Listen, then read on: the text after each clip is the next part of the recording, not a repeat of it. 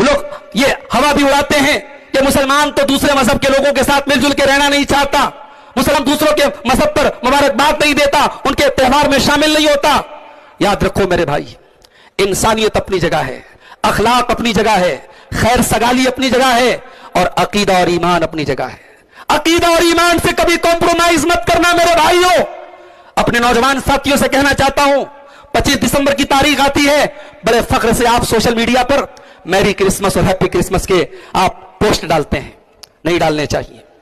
इसका मतलब यह नहीं कि हम क्रिश्चियनिटी से नफरत करते हैं, हम ईसाइयों से नफरत करते हैं।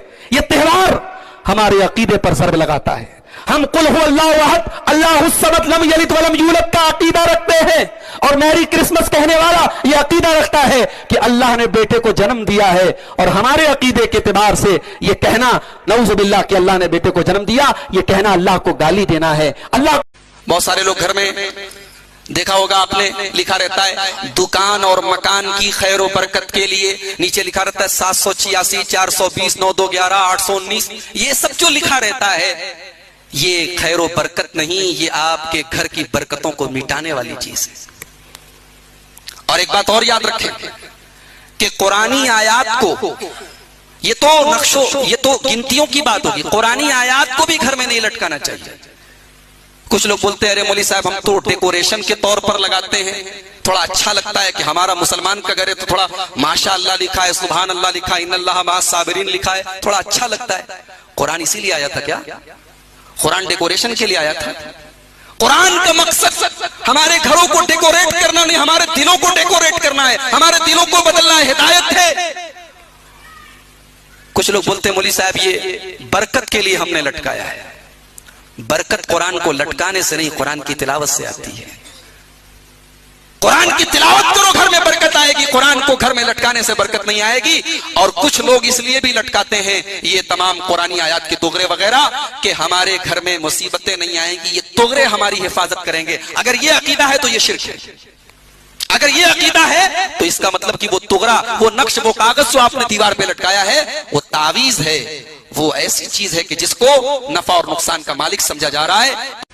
अगर आपको कोई लड़का कोई लड़की, अगर आपको पता लगा वो बहुत खूबसूरत है, बहुत दीनदार है, उसकी कोई अदा बहुत अच्छी लगती है, निकाह का पैगाम भेजो। अगर लड़की है, लड़की के घर वालों का एग्री होना जरूरी है। भाग करके निकाह कर लेना, कोर्ट मैरिज कर लेना और घर वालों की इजाजत के बगैर निकाह कर लेना। अल्लाह के नबी फरमाते हैं जो निकाह बगैर वली की इजाजत के किया जाए वो निकाह बातिल है, बातिल है, बातिल है। वो निकाह इल्लीगल है, वो निकाह नहीं, जिना माना जाएगा इस्लाम की नजर में।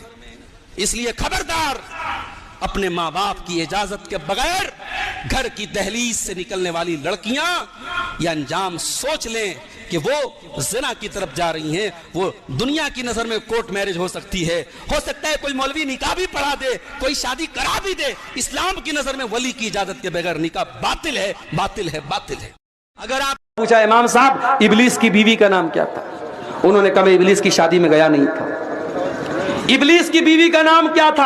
आदम अलैहिस्सलाम ने जो जिस पेड़ के करीब जाने से अल्लाह ताला ने मना किया था वो कौन सा पेड़ था? इस किस्म के फजूल सवालात आप मत कीजिए, उलमा से सवाल कीजिए, वो सवाल जो हकीकत में रियल में होता है और जिसका ताल्लुक आपकी जिंदगी से, मौत से, आखिरत से होता है। उन मसाइल को मेरे प्यारे साथी उलमा से पूछिए। और अल्लाह के प्यारे नबी फरमाते हैं इन्नमा शिफाउल ई अस्सुआल, कि अगर आपको मसले की जानकारी नहीं है, दीन के बारे में मालूमात नहीं है, तो उसका इलाज मनमानी करना नहीं है, उसका इलाज उलमा से पूछना है। तो ये काम आप उलमा से कीजिए। आप इंटरनेट और मोबाइल का गलत इस्तेमाल मत कीजिए। हाँ, मोबाइल पर बहुत सारे मुस्तनद उलमा के भी बयानात आते हैं, आप बयानात को सुनिए, उनके मसाइल को सुनिए, मगर रियल में जब मसला पूछना हो तो आप किसी ऑथेंटिक आलिम से मुस्तनद।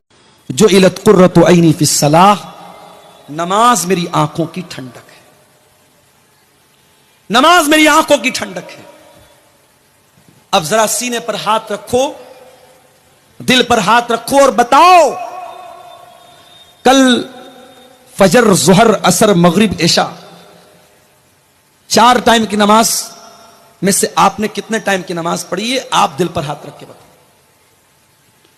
अगर आपको यह लगता है कि नहीं मौलवी साहब मैं बहुत बड़ा कारोबारी हूं, मैं बहुत बड़ा बिजनेसमैन हूं, बहुत बड़ा व्यापारी हूं, मुझे नमाज पढ़ने का टाइम नहीं मिल रहा था, तो माफ करना मेरे भाई, आपके कारोबार से बढ़ करके नमाज है, नमाज से बढ़ करके आपका कारोबार नहीं है।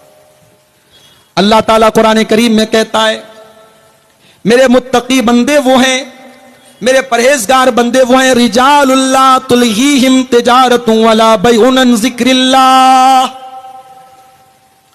मेरे मुत्तकी बंदे वो हैं, उनका कारोबार, उनका लेन देन उनको नमाज से गाफिल नहीं करता है। वो नमाज अपने टाइम पर पढ़ते हैं, कारोबार के बावजूद, लेन देन के बावजूद वो नमाज के मामले में कभी कोई लापरवाही नहीं करते हैं। या खाफून यौमन ततक़ल्लबु फीहिल क़ुलूब वल अबसार, उनके दिल में अल्लाह का डर होता है, उनके दिल में क़यामत के दिन का डर होता है।